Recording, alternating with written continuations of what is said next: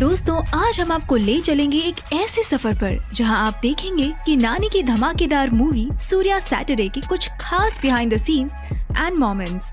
अगर आपको अक्सर ये ख्याल आता है कि टेक्नोलॉजी और क्रिएटिविटी का मिलन कैसा होता है, तो ये वीडियो आपके लिए है। हम देखेंगे कि इस फिल्म की शूटिंग आखिर कैसे की गई थी, किस तरह से VFX डिपार्टमेंट ने अपना जादू चलाया था और कैसे हार्ड वर्क और डेडिकेशन ने इस एक्शन पैक्ड कहानी को जिंदगी दी। तो चलिए जानते हैं कि सोकुलापालेम गांव का सेट आखिर कैसे बनाया गया था, कैसे इस मूवी ने ऑडियंस को एक रियलिस्टिक एक्सपीरियंस दिया। Building the set of Sokulapalem. Movie makers के सामने सबसे बड़ा चैलेंज था सोकुलापालेम गांव का सेट।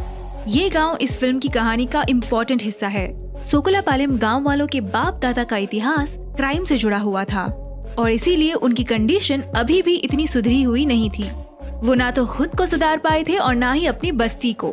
कहानी के हिसाब से ऐसे लोगों का एक मोहल्ला मूवी में दिखाना जरूरी था, इसलिए मेकर्स ने एक बड़ा सेट हैदराबाद में डिजाइन किया था ताकि ऑथेंटिसिटी मेंटेन रहे और ऑडियंस को रियलिस्टिक फील आए। सेट की डिजाइन पहले से ही स्केच बोर्ड पर बनाई गई थी और उसी के हिसाब से सेट इरेक्शन का काम शुरू हुआ। टेक्नीशियंस, कारपेंटर्स, सिविल टीम और फैब्रिकेशन टीम के कई कारीगरों ने इस सेट को तैयार करने के लिए पसीना बहाया था। इस बस्ती का लगभग 20% पार्ट ही मेकर्स ने एक्चुअल में तैयार किया था और बाद में इसे VFX और CGI की मदद से एक्सटेंड किया। इसके डिटेल्ड VFX ब्रेकडाउन्स को आप स्क्रीन पर देख सकते हैं। कुछ सीन्स में आपने देखा होगा कि उस गांव पर तेज बारिश हो रही होती है।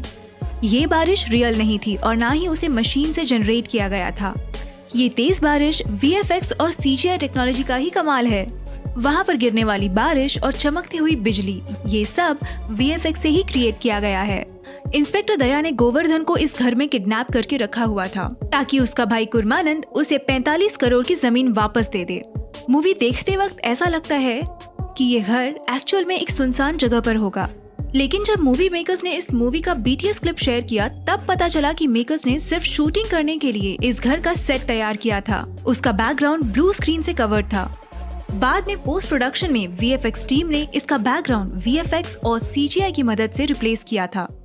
Scene 1, fight at the hospital. Charulata और सूर्या इस हॉस्पिटल के बाहर बैठे होते हैं। उस वक्त सूर्या उसकी सैटरडे की कहानी चारू को बताने जा रहा था, लेकिन वहाँ नारायणा प्रभा के लोग सूर्या पर अटैक कर देते हैं। तब सूर्या और उनके बीच एक जबरदस्त फाइट होती है। उस सीन को कुछ इस तरह से शूट किया गया था। नारायणा प्रभा के आदमी ने सूर्या के सर पर ट्यूबलाइट मारी थी। मूवी देखते समय ऐसा लगता है कि इस सीन में वो दोनों एक्चुअल में एक दीवार के सामने बैठे होंगे, लेकिन इस VFX ब्रेकडाउन को देखकर पता चलता है कि ये सीन ब्लू स्क्रीन के सामने शूट किया गया था। बाद में विजुअल इफेक्ट से उसे इतना बेहतरीन बनाया गया था। बाद में सूर्या उन गुंडों को दौड़ा दौड़ा कर पीटता है। तब सूर्या से बचने के लिए वो गुंडे शीशे की बोतलें सूर्या की ओर फेंकते हैं। वो बोतल भी एक्चुअल में फेंकी नहीं गई थी। पहले उस बोतल का CGI मॉडल VFX टीम ने तैयार किया। बाद में उस CGI मॉडल बोतल को एक्चुअल शूट फुटेज के साथ मर्ज किया गया था। इस सीन में यूज किए गए VFX तो कमाल के हैं ही, लेकिन इसकी एक्चुअल शूटिंग भी कड़ी मेहनत और एफर्ट्स के साथ की गई थी। ये सब इस बिहाइंड द सीन्स के क्लिप से पता चलता है। उन गुंडों के साथ हाथापाई में ये गैस पाइपलाइन फूट जाती है, इसलिए वहाँ धुआं ही धुआं हो जाता है। ये धुआं इस मशीन से छोड़ा गया था। सूर्या को इतना गुस्सा इसलिए आया था क्योंकि उन गुंडों ने चारुलता को हाथ लगाया था। चारुलता के उस सीन को कैसे परफॉर्म करना है, ये डायरेक्टर पूरे टीम को समझाते हुए हमें यहाँ नजर आ रहे हैं। ये रहे कुछ BTS क्लिप्स जिसमें साफ पता चल रहा है कि एक एक्शन पैक्ड मूवी बनाने के लिए एक्टर्स, डायरेक्टर्स और बाकी टीम को कितनी मेहनत करनी पड़ती है। Fight sequence at Surya's home. Narayan Prabha की मृत्यु के बाद नारायण प्रभा का बेटा काली गुस्से से बौखला जाता है क्योंकि उसके आदमियों ने उसे बताया कि सूर्या ने नारायण प्रभा को बहुत ज्यादा परेशान किया था। इसलिए वो सूर्या को मारने उसके घर चला जाता है। उस एक्शन पैक्ड सीक्वेंस को कुछ इस तरह से शूट किया गया था, जिसमें नानी पावरफुल एक्शन सीन्स देते हुए दिखाई दे रहे हैं और एक्ट्रेस अदिति बलान भी इस बिहाइंड द क्लिप में यहाँ दिख रही हैं। मूवी में आपने देखा ही होगा कि इस सीन में सूर्या उन गुंडों को आसानी से हवा में यहाँ वहाँ फेंक देता है। उस सीन को कैसे शूट किया था आप स्क्रीन पर देख ही सकते हैं। उस आदमी को इस रोप से बांधा हुआ था और इतने सारे लोग उस रोप से यहाँ खींचते हुए दिखाई दे रहे हैं। अक्सर ऐसे सीन्स क्रेन की मदद से शूट किए जाते हैं, लेकिन इस सीन को बंद कमरे में शूट किया गया था। और यहाँ क्रेन तो नहीं ला सकते थे, इसलिए मेकर्स ने इस सीन को शूट करने के लिए ये टेक्निक आजमाई थी। इस सीन में एक्टर्स की मूवमेंट भी ज्यादा होने वाली थी, इसलिए प्रॉपर लाइटिंग के लिए मेकर्स ने ये लाइटिंग सेटअप अरेंज किया था ताकि चारों ओर लाइट में आसानी से ये सीन शूट हो सके। इस क्लिप में देखिए कि ये बंदा कितने आराम से लेटे लेटे शूटिंग को एंजॉय कर रहा है। Making of climax. इस मूवी का सबसे जबरदस्त और इमोशनल सीन है इसका क्लाइमैक्स सीन। इसे सोकुलापालेम गांव के सेट पर ही शूट किया गया था। जब सूर्या सोकुलापालेम गांव के लोगों को और चारुलता को दया से बचाने जा रहा होता है, तब दया उसे गैस का ये सिलेंडर मार के फेंकता है। ये सिलेंडर लगने के बाद सूर्या अपनी बाइक से नीचे गिर जाता है। इस सीन को शायद नैनी के बदले स्टंट डबल ने परफॉर्म किया होगा, क्योंकि पीटीएस में जो आदमी ये सीन परफॉर्म कर रहा है उसका चेहरा क्लियरली दिख नहीं रहा और गौर से देखने पर वो नानी भी नहीं लग रहे हैं। ऐसे सीन्स को चीट शूट कहा जाता है, जिसमें एक्टर्स के बदले स्टंट डबल सीन को परफॉर्म करते हैं।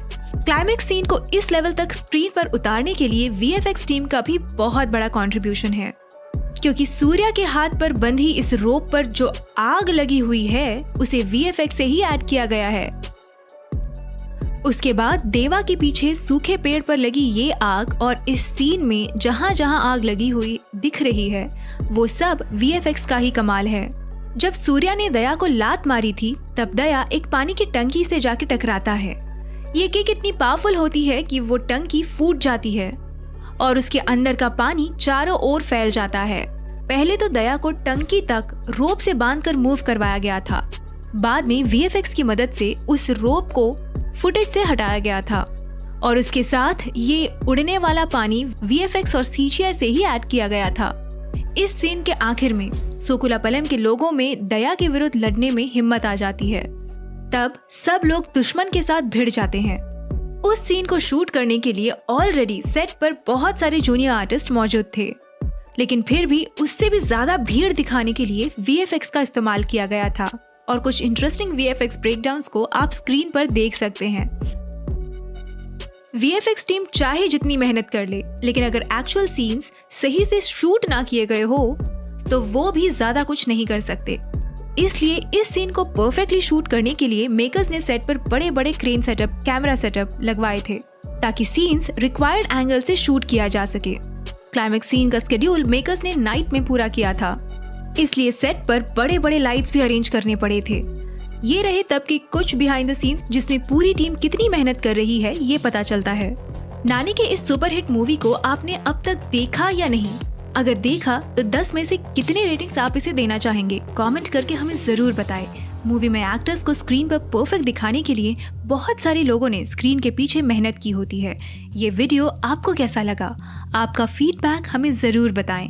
इस वीडियो को आखिर तक देखने के लिए आपका तहे दिल से शुक्रिया।